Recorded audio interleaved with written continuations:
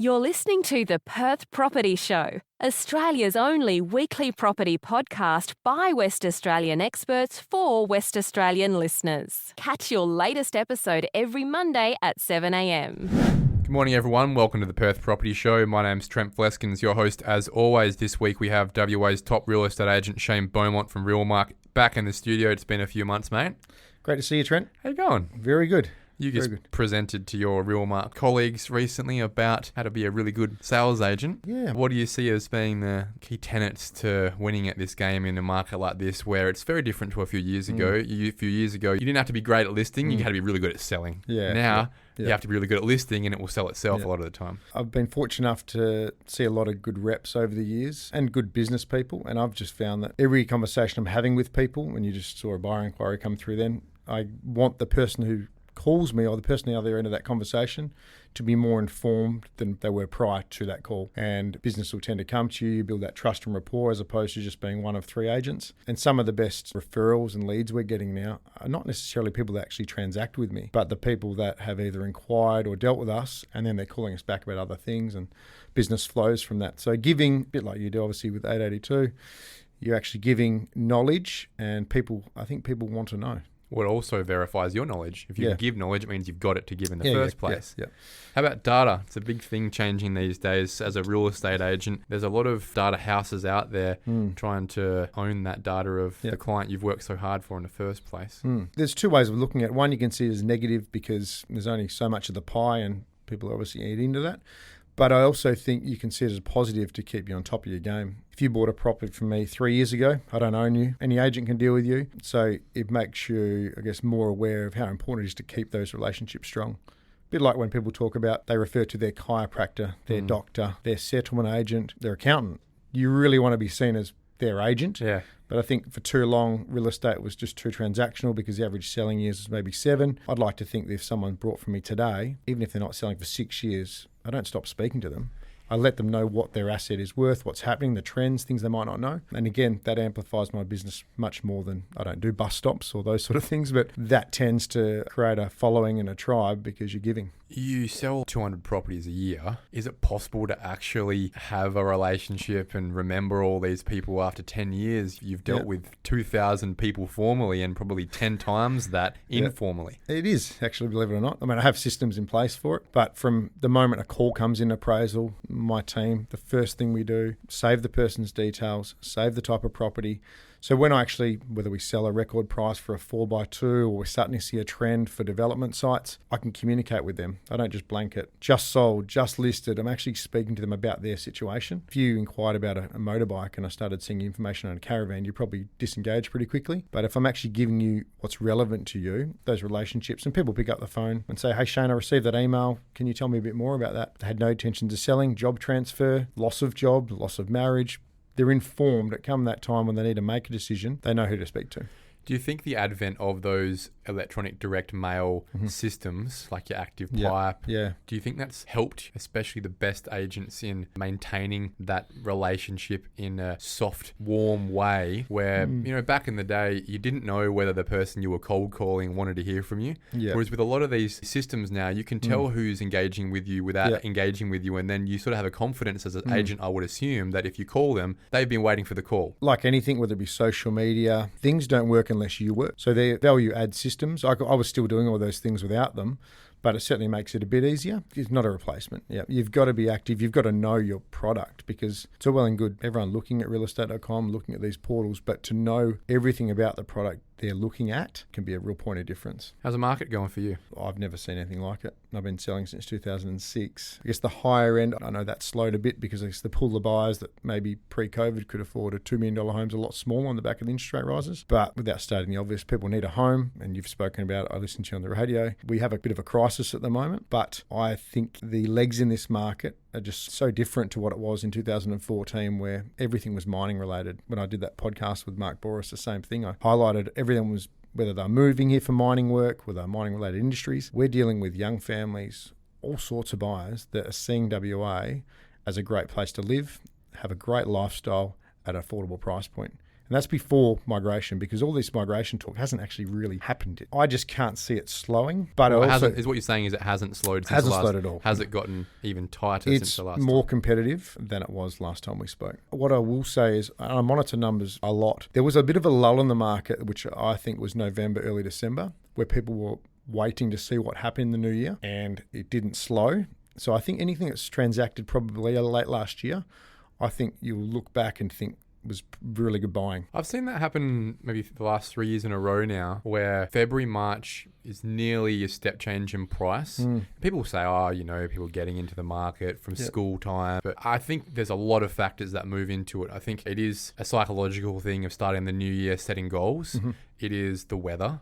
It is the lack of sports on the weekend. It is also that people were trepidatious coming into Christmas about where the new year is. They realised, no, this is a reality going forward. It's not falling away. It's time. And there's a bit of fear moving in to that next cycle. It seems to happen every year. Have you noticed that February, March seems to have been... But one thing I've noticed, especially came out of Brendan Ptolemy's mouth, was this year, for the first time in a couple of years, this April, May period has actually ticked up again rather than plateauing. Like last year it plateaued. It feels like we're step changing again. What tends to happen is the new norm. So people say, oh, look, I'm just going to sit out for a bit because I'm sick of competing with other offers. And then that doesn't change. So I think over the Christmas period, a lot of people reset maybe their goals, reset their plans, and then it takes time to actually that come to fruition, and that's what you're starting to see. The stock levels being so tight at the moment, I really thought May would be... We're fortunate enough we have a lot of past clients and we're listing a lot of homes still, but the stock levels in the marketplace I would have expected to come May because the interest rate rises. Dropping more dramatically. It's just dropping dramatically, yeah. A lot of people that had that property, that not necessarily people with 20 properties, the mum and dads that maybe moved, let's just say to Canning Vale from Thornley, they can still afford to hold that home because the yields are still strong. And why wouldn't you? The rest of us are telling you the market's going up. Why wouldn't you hold? Why would you? Exactly right. Mobility. Yeah. I want to talk about that as a theme for a second. You're talking to your clients every day. You're talking to buyers. What's the feel on the ground about people who are looking to sell but aren't selling because they can't find somewhere to buy? Is that becoming a real factor for your people? It is a real fact. The higher you go in prices, that's the big issue. So I spoke to Sean Hughes, who I work with, about that. Like, it's easy to say to Mr. Jones, we're going to get you a record price. But Mr. Jones is smart enough to know that he's also going to be paying a premium. And before you could take a chance and think it is going to come to market, in the higher end properties, you don't necessarily need to sell in order to buy. So the stock doesn't free up. The entry level housing, where there's more stock coming, there's a good chance that if they're similar age, similar finishes, similar size block, if you miss out on 27 Smith Street, there's a very good chance 19 might pop up in a couple of months. So we're going to a lot of our clients saying, look, if you could sell today, but we can get you a longer settlement, because there's so many investors that are buying those properties, the terms are very flexible, but they can go shopping knowing that they can secure a home as opposed to being a subject sale and just being gazumped every time. That's what I was going to ask you. Are you nearly having to reverse engineer your work at the moment? 100%. Where instead of someone coming to you with a listing and you just finding a buyer, you're actually going the other way and finding a seller and then finding them a home? Yeah, so what typically I'll do, especially whether people be moving, I'll put them in touch with the number one agent in that particular pocket and say, look, let's just say they're going to Baldivis. Make sure you speak to Elsie, let her know that I'm selling your property so she'll be confident it will sell. Be top of the database, work on a settlement time that works with you. When would you like to be there? And we'll reverse engineer to say, okay, well, if you want to be there by, let's say, September, you really need to be going to market July, as opposed to coming in, yes, this is what it's going to cost, this is what your property's worth. People need a plan, especially in uncertain times. So we're really diving much deeper than the appraisal and sale process. I think it's the first time in a while where the bridging loan starts to come in again. We hadn't seen that in Perth for a very long time because mobility was never an issue. Now it is. And value stacking too. That's the other thing. A lot of time the bridging finance, sometimes they were falling over because typically people thought their property was worth more than what it was. But the reality is that we're not seeing that at the moment. In fact, more often than not, they're more surprised because we've had that trend. So knowing the security is there, whether it be mum and dad, whether it be using the investment property, it's created more buyers in the marketplace, which has, again, made it more competitive. You mentioned that the top end of the market you're seeing is a little bit softer on the buyer side. Yeah. Is that coming out in pricing as well? Like, are you still seeing growth? Are you seeing plateauing? Are you seeing even softening in the $1.5 to $2 million space? What's the outcome of slightly less affordability or slightly less people with the affordability? Only takes one buyer to buy a house. It takes one, but it takes five to create a premium price. So if those people aren't prepared to go shopping knowing that they need to find a home, that's where I think the depth of buyers probably eased a bit. There's everyone with the right intent, but pragmatically they need to know, well, what if we do sell? Where are we going to go? I think once you get 2 million plus, they're probably not as susceptible to interest rate rises and things like that. They're cash anyway. They're cash. But that sort of section between there, it's like, when do you people jump? who are our age, right? It's couples in their 30s with the young family and the golden retriever who... A year and a half ago, 2 years ago, their mate was buying at 2 million Wembley. Yeah. Now that same person is probably only getting 1.6 and they're scratching their head going, how do I make 1 + 1 = 3? I can't see that changing for a bit, just purely for the fact that those tightly held areas, the reason the prices are great is because they're tightly held. Everyone wants to be there. They don't need to sell. They don't need to sell. Exactly right. Where do you go from, if you're living in Cottesloe, where do you go from Cottesloe? So there's not a lot of upside pressure maybe in the 2 mil space, but there's also not a lot of downside pressure because they don't need to sell more than buyers need to buy anyway. It's actually a pretty healthy market, but it's frustrating for a lot of people through those areas because they want to move and they've got this grand plan, but they just can't make it happen. And they know they'll get a great price for theirs and they're willing to pay a great price for the next one. It's just not coming. We've seen the green shoots of that through Applecross for like a couple of years ago. And now that's starting to filter down to more of the second tier in WA. I don't think we're ever going to have that in the third and fourth tier because there's so much product there. Yeah. But what you're talking about in the lack of transactions at that higher price, not because of affordability, but because of mobility, is what Brendan told me reference when it comes to the median house price too. He spoke of the reason we're not seeing material increases in our median house price across Perth is not because suburbs are not having step changes in their price. It's because the volume is way skewed towards the 400 to 500 space at the moment because that's where the mobility is. And a lot of those suburbs, I guess, when that first sale, let's say Shenton Park went for 2.5 million, that was like, wow, that's out of the box. It becomes the new norm and then obviously it goes again. But yeah, I just can't see that changing for a while. The only environment where sales prices drop in a suburb is where sellers need to sell more than buyers need to buy. And that is just in no way the case given the metrics of availability of property in the sales and the rental space as well. Probably 6 months ago, last time we spoke, actually, I could see the second-hand strata sort of properties, villas, apartments, because nothing's coming out the ground. Yeah, they're below replacement cost. They're below replacement. They become good value. So I'm saying to owners, if you really want to get a premium price, put some paint in there, spend a bit of money in the gardens. You'll get a phenomenal result. You were just on the phone 20 minutes ago saying that to a prospective buyer. Yeah. Let's talk about, segue into the investment space for a second. I guess it will be the investment space if it's not people flying across. But 6 months ago, I asked you what percentage of people are calling you from the East Coast, and you said half. Yeah. Who all end up being buyers, essentially. They will transact. Where's the number now? I would say 65%. It's actually increased. Why? They've seen what's happened over East. They don't want to be the only idiot. They missed out back home. And they know, obviously, till recently, they're starting to see some recovery in the Sydney market. It seems to have stabilised. Dead count bounce for me, but anyway. That's potentially the case. But they know that eventually prices can't be at 2014 levels. When I was we're doing a podcast with Crib Creative, and I was speaking to Justin probably 2 years ago about the market. He was like, well, how can we be back at 2007 prices when it's 2021? It can't happen. But if you're not in the market and it goes quickly, and that's what people are seeing, that the fear of missing out is there amongst those investors. They know they're getting the yields. They've seen what's happened over there. That's probably the biggest thing. But what I will say, the buyers here, they're still making inquiries but not actually doing something about it. The uptake of inquiry to offer is, I'd say, 50%. So 50% of the people calling me from over East will actually write an offer. Two reasons. One, they have the money. They've got the equity. And two, they've seen this play before. We still think for some reason buyers are saying, I'll wait for it to cool. I'll wait for it to cool. Yeah, there is still a fear. I feel that it will balance back out like build prices, for example. That property we've just sold, I mentioned, where they had a change of circumstances, settled on the Friday. We sold it on the Monday. He's had the property for 3 days. We sold it for $30,000 more than what he transacted at. He'd owned the property for less than a week.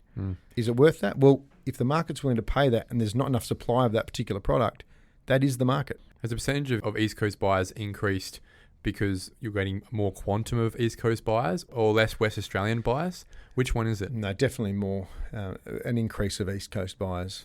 I would average at least 20 calls a day from Eastern States-based people. And you know what? They're direct. This is what we need. This is what we're looking for. I could hear it on the phone before. Yeah. It's like they had a spreadsheet of questions. It's like a job interview. It's quite funny. Sometimes there's a little stream in a suburb that you don't even think is a river. And they're like, Shane, because of the issues of the floods over there, Shane, I noticed on Google Maps there's that river. It would be the Canning River in Gosnells. Exactly right. The southern where it meets.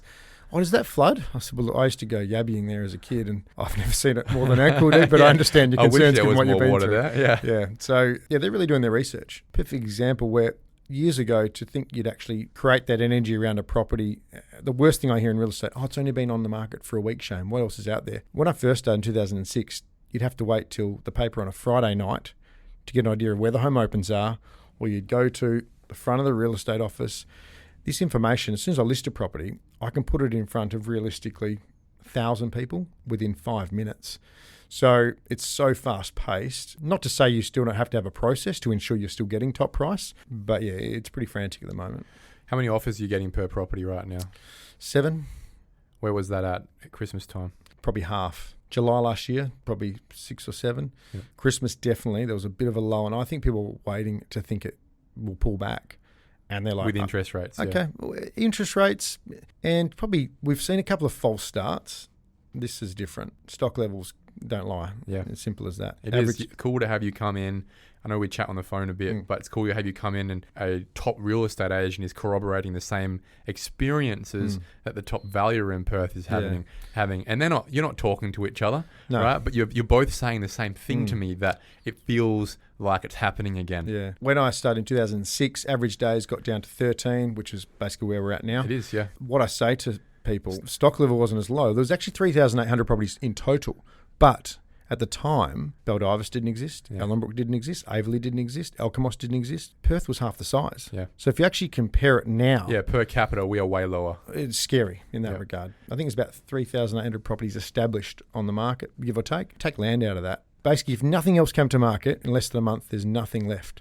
90 people a day are coming into the state right now. We're selling 1,000 properties a week, and we're bringing on about 800. Like, we're losing 200 properties a week right now. Yeah. So it doesn't take a genius to figure out we're not that many weeks away from literally having... I mean, this won't happen, obviously, because it balances at some point, but having no stock available at all. You were talking a year ago about how, and this is widely understood, that a lot of the issues we had in 2020 and 21 was a lot of stock that was coming on, was the junk stock that people couldn't get rid of in the investment space.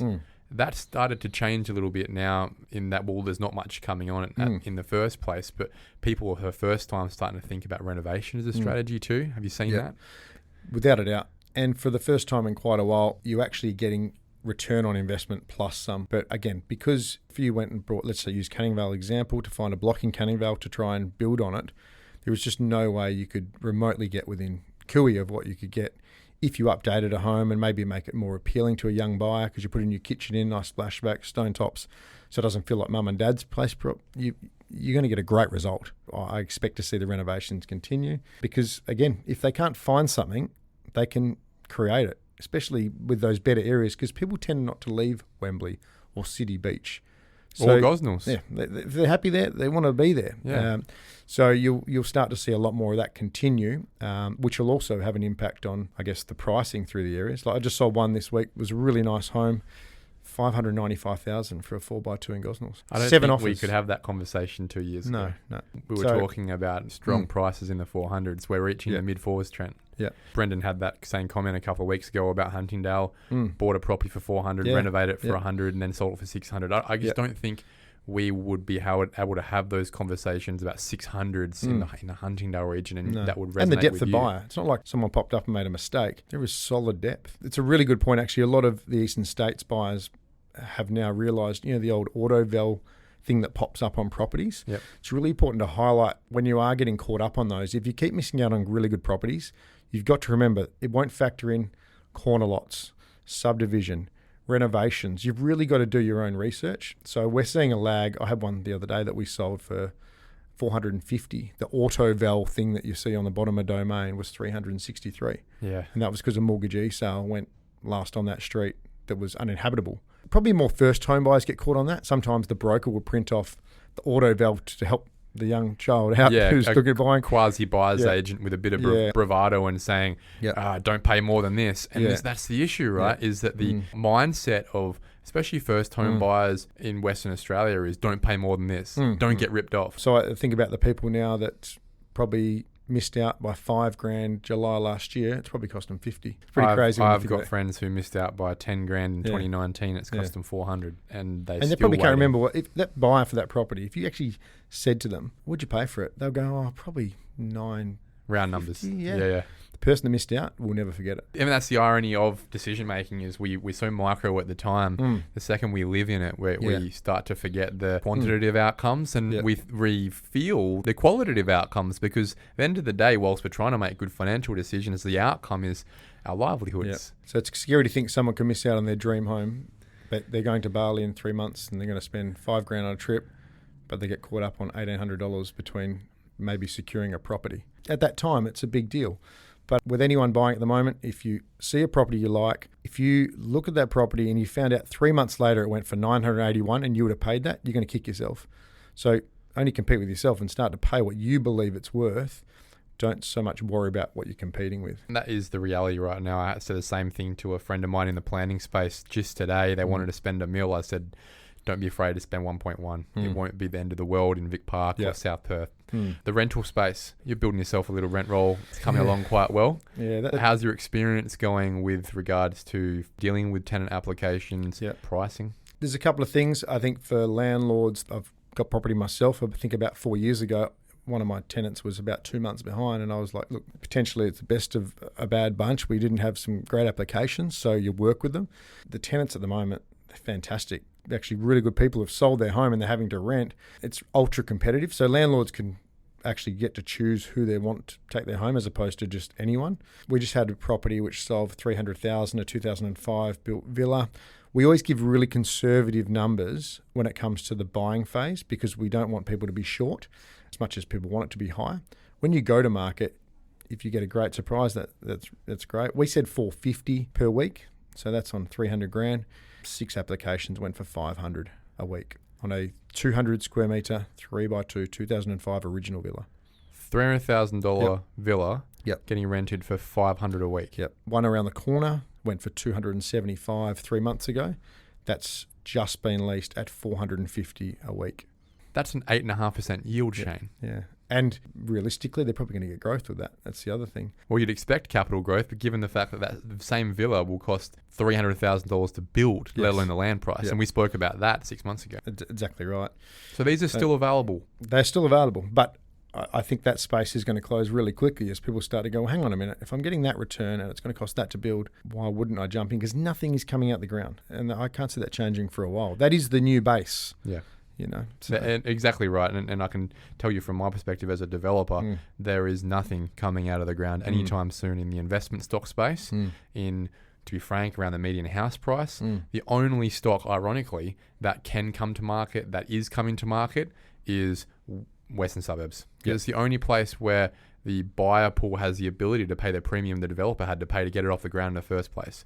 If you are not, to be frank, above $900,000, it's very hard for any developer to make anything stack up. Given the fact that any 3x2 now is probably costing the better part of $300,000 to get up in the first place, just for the build.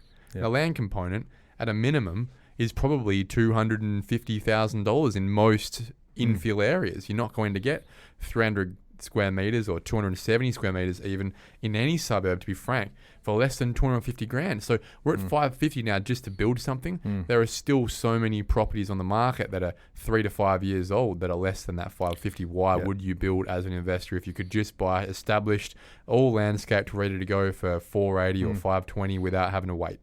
So some of the prices on that villa space, which there was an oversupply in 2014, but they went for great prices. Some of those went between $380 and $410 for a 3x2 on an R40 lot. So for those that aren't aware of R40, you're probably working around 220 square meters. That today is still selling for about $340. So it's still under what it sold in 2014. In Gosnells. Through basically that southeast corridor. East Cannington, you'll still get under what they sold for in 2014. St. James, you will. I do believe there's great value through that corridor. Yeah, that St. James Bentley space, they got absolutely smashed in value. Incredible. They're coming back though. Yeah. The issue is, again, a lot of those development blocks, you just can't get them off the ground. I've seen so many vacant full blocks sold in Bentley and St. James because you can see the developers demolish the house and go on, I can't make this stack up. Yeah, actually, when they get the real pricing, it comes back to market, just trying to get their money back. So I know there's some apartments in Bentley that sold for $450 each in 2014. Now they're probably still $100,000 under what they sold for. Are they the good buying? Well, people can take a chance on them, but the reality is, if anything else is going to come out of the ground, it's not going to be at that price point. It's impossible. That's exactly right. Leadable, 1-by-1 apartment on Oxford Street. 2013 sold for $455,000. Yep. Just sold for $350. Yep. So people feel like I've missed the boat. Well, certain sections you may have missed the boat a bit, but I think there's some little pockets that you can do really well. And those pockets, I think people will start to catch on eventually. The theme here seems to be replacement value. 100%. You can find properties where clearly the replacement value is higher than that prevailing land plus build price. Yep. You're on a winner. We're getting a lot of people still inquire about trying to get off market. Obviously, a lot of the buyer agents are wanting to do off market deals. Is that even a reality? Are you a good sales agent? And I mean this without being facetious. Are you a good sales agent if you are selling off market in this market, Shane? Only if the circumstances of the seller are more important than the price. And what I say by that is, if you need a home, but you've got a plan and you're like, look, we need to know that we can sell, but we need X amount of time. That is something that price doesn't come into it. That's a really important lifestyle for whatever reason. You're in between jobs or what have you. So circumstance must outweigh price. I see nothing great about agents, and I'm probably going to get a few people angry here, but promoting sold off market. Or sold in 2 days. Let's dissect it. If you're on the market, you're an owner of a property, you come to me and say, I'm thinking about selling, then I take you a buyer. You're not really off market. You've actually engaged to the selling process. You just haven't promoted it everywhere. I see an off market as literally, I knock on your door, Mr. Jones, you don't know me, but we have someone who might be interested in your home. Yeah, buyer driven. Buyer driven, that's right. So really it's sold without promotion. Sold without promotion. Which is the worst thing a sales agent would be doing in this market. Yeah, again, unless the circumstances are there where the seller knows, needs privacy, we might get out certainty. There. Needs privacy. Yeah. Those things are bigger drivers than price quite often. Is it happening much though in your fraternity? I'm not letting it happen a lot of time unless I have that scenario. Have colleagues who are saying it's happening still? Look, we explain to a seller, and any agent I think would explain, here's the pros and cons of both. But privacy and circumstance are probably the main driver of why you wouldn't actually go to market. It's good to finally see owners be rewarded for their effort for paying a mortgage for 10 years and actually getting a return at settlement, because I had countless owners for so long across all suburbs that I had one went through a separation. They had 8 or 9 properties. Every one of them was rocking up with a check in order to settle, which is heartbreaking. Okay, so I think it's great to finally see owners. And whilst you see on the news that housing crisis and all these things, for so long owners in WA, myself included, have been paying mortgage, paying land tax, paying all these rates, turnover of tenants, and not getting any reward. So I'm glad to see those mum and dads and those investors finally get rewarded. And I say that knowing that Channel 9 won't say that potentially, but I get to see the tears of those people that have lost a job and they've got an investment property, and that pain it's not been nice. So to actually see them come through the other side and finally get rewarded, or even get their money back, it's just really rewarding to see. My pick, and I'll keep saying it, is that by the end of this cycle, our median sits at 700,000. Imagine a situation in a year and a half, 2 years' time, Shane, where we're consistently talking about a suburb like Gosnells, for example, where it's pretty hard to find anything under $500,000. Yeah, and it will get there. It's possible. It will get there. Shane, thanks so much for coming in, mate. It's really been quite a candid conversation, as always, about the lived experience of buyers and sellers across the median house price, especially in Western Australia. Themes from today: don't try and grab a deal. Get in the market if you can. As a seller, bring it to market. Make sure your agent's working hard for you, because you will be pleasantly surprised. Things are still selling under replacement cost, and that's where a lot of the value is. And if you don't need to sell right now, the market is still looking very strong, especially in that Armidale line space going forward. Without a doubt. Thanks, Shane. Thank you for listening to another episode of the Perth Property Show. If you've only just joined the conversation, you can catch up by heading over to our website, perthpropertyshow.com.au, subscribing to the podcast, or joining our Facebook page. Don't forget to tune in next Monday at 7 a.m. for more expert insights, local analysis, and suburb spotlights. Happy hunting!